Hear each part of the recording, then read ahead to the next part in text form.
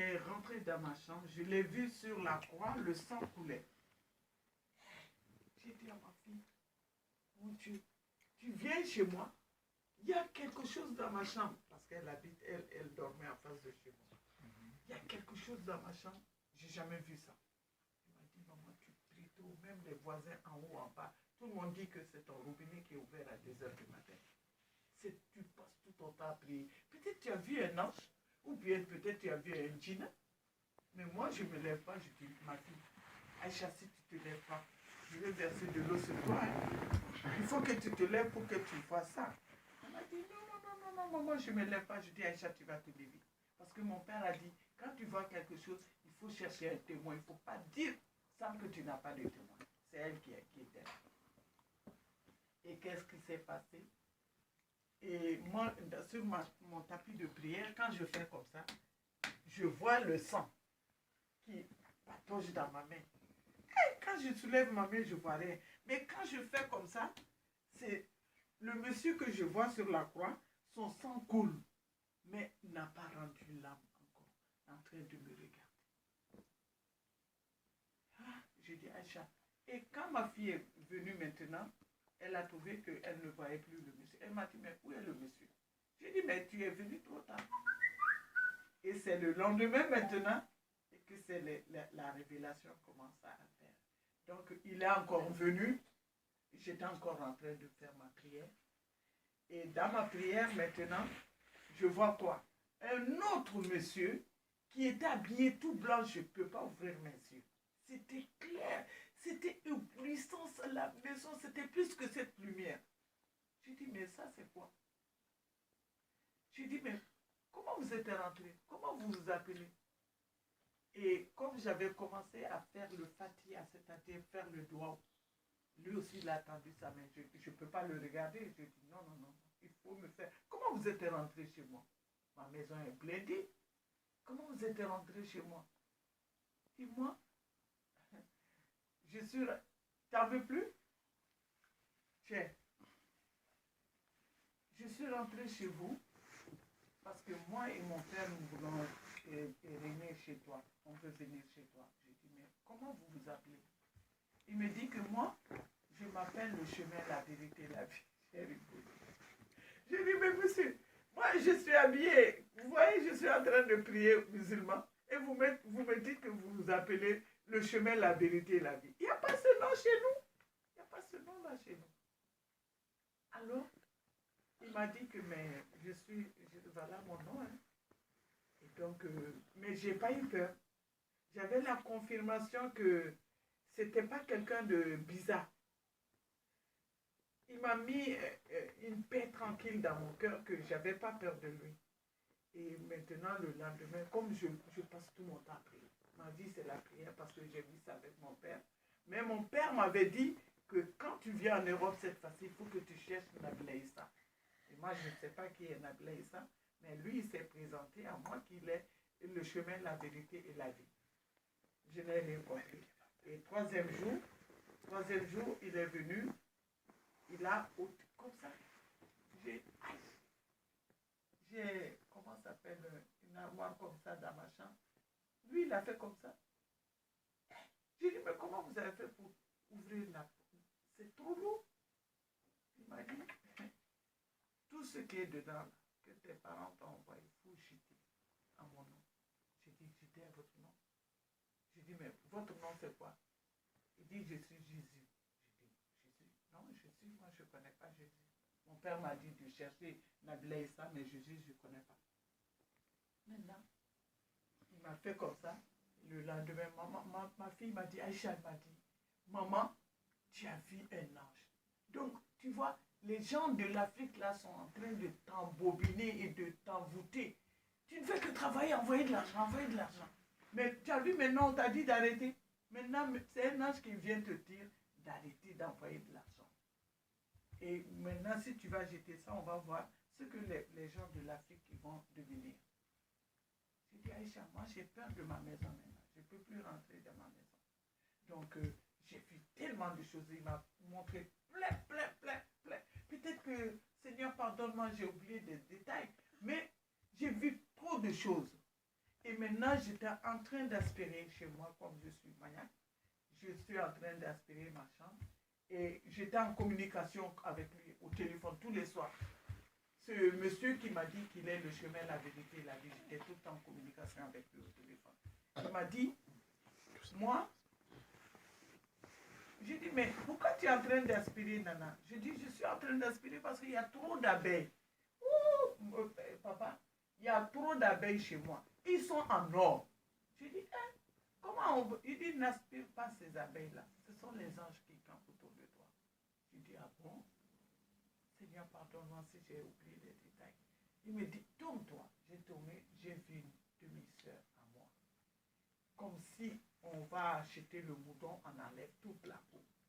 Et elle était comme ça, sa tête ici, le pied en haut. Je dis, ah là là là là, qu'est-ce que tu fais ici? Comment tu es comme ça? Tu n'es pas morte? Je dis, non, non, non. Si tu es malade comme ça, c'est nous qui t'avons amené toute cette maladie. Mais on ne peut plus rentrer chez toi. Parce que le nom de Jésus, le nom qui est dans tes murs là, je ne peux pas, tiens chérie. Je ne peux pas, on ne peut plus rentrer chez toi.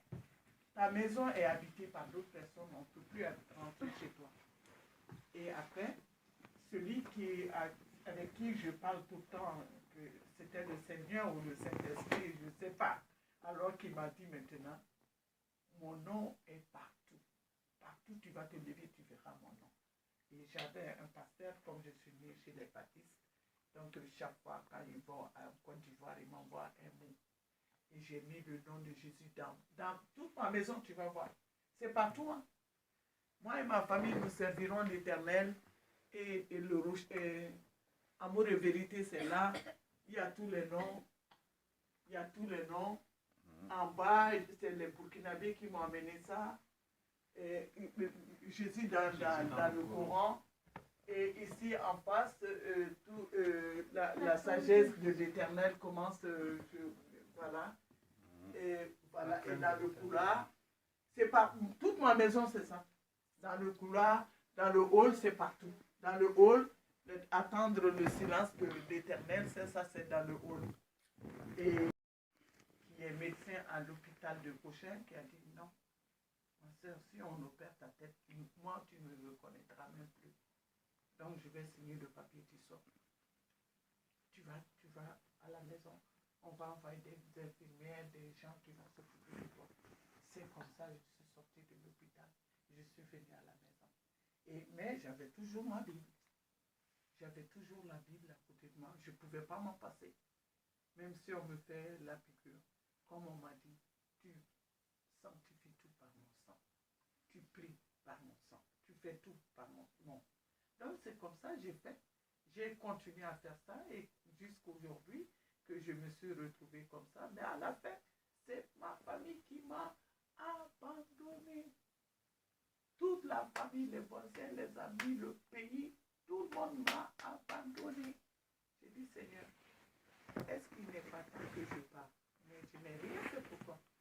Je fais que envoyer des messages pour témoigner de ton amour, de ta grandeur, de ta puissance, de ta compassion, parce que tu es le médecin par excellence. Tu m'as guéri.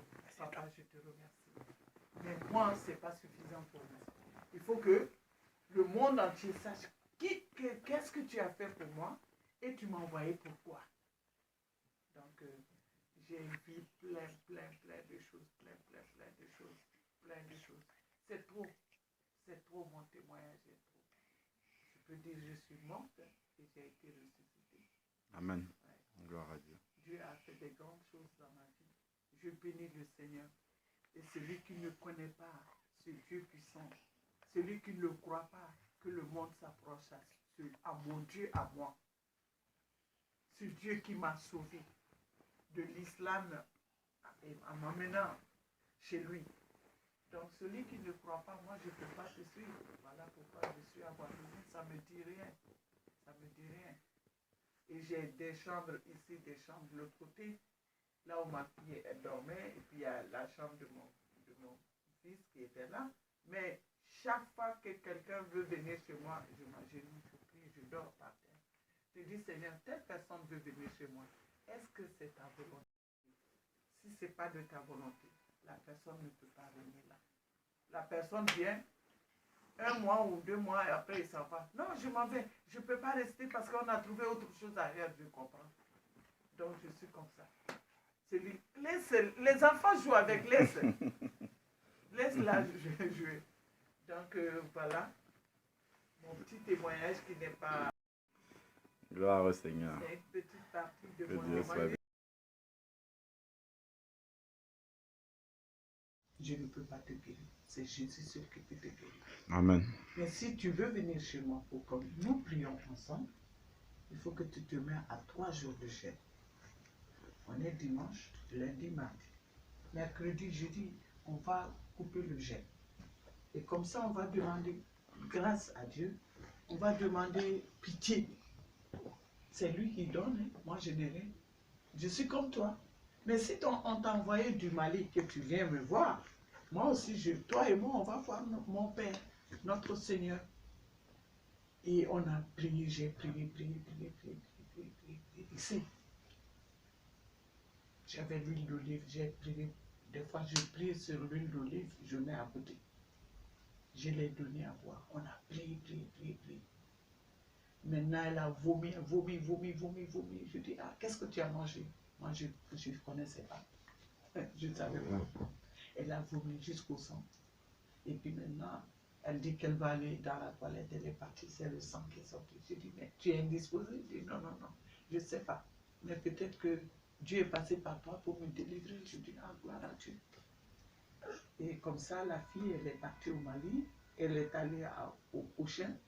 Et on n'a pas vu de cancer sur son utérus. Elle a été guérie. Amen. Et puis elle est Amen. partie. Gloire au Et Seigneur. là, je bénis le Seigneur parce qu'il est fidèle derrière sa parole. Il y a beaucoup de témoignages. Amen. Je bénis le Seigneur pour la gloire de son nom. Amen. Ce n'est pas moi. Je pense que ce qu'il donne, il ne reprend plus. Peut-être que moi, je n'ai pas été fidèle dans les prières de délivrance, peut-être, parce que j'ai été bloqué. J'ai été bloqué par beaucoup d'églises. J'ai été bloqué. Et ce qui fait que je dis, Seigneur, je reste à la maison. Et tu m'envoyeras un jour quelqu'un avec qui je vais être avec ta famille. Dans la crainte de Dieu. Amen. Que le nom de l'Éternel soit béni. Mais c'est la souffrance. Hein. C'est la souffrance. Être en Jésus, c'est pas facile. C'est pas un blabla. Être avec Jésus, c'est un combat qui est dur. C'est le combat, on n'est pas heureux. On est heureux qu'au ciel, mais pas ici. C'est pourquoi il a dit, aimez-vous les uns et les autres. Exhortez-vous les uns et les autres. Et ayez compassion, l'amour, comme je vous ai aimé. Et c'est pourquoi je suis vraiment très contente de faire votre connaissance. Amen. Amen. Gloire au Seigneur. Nous aussi. Dieu est grand. Alléluia. Il y a plein de gens, le pasteur Yair Robert Dion qui a vécu en Côte d'Ivoire, qui voulait faire un livre sur moi. Mais Dieu n'a pas voulu. Je suis allée à BTL aux États-Unis, j'ai fait Miami, Ohio, Pennsylvanie, tout ça là avec le pasteur Moussa Touré. Mais tout le monde a voulu faire un livre sur moi, mais Dieu n'a pas voulu. Ce n'était pas son temps. Et le temps viendra où je pourrai tout. Il va renouveler ma mémoire. Amen. Amen. Amen. Que je puisse tous raconter. Ouais. Gloire au Seigneur. Amen. Amen. Ouais. Amen. Je vous donne du thé. Quelque chose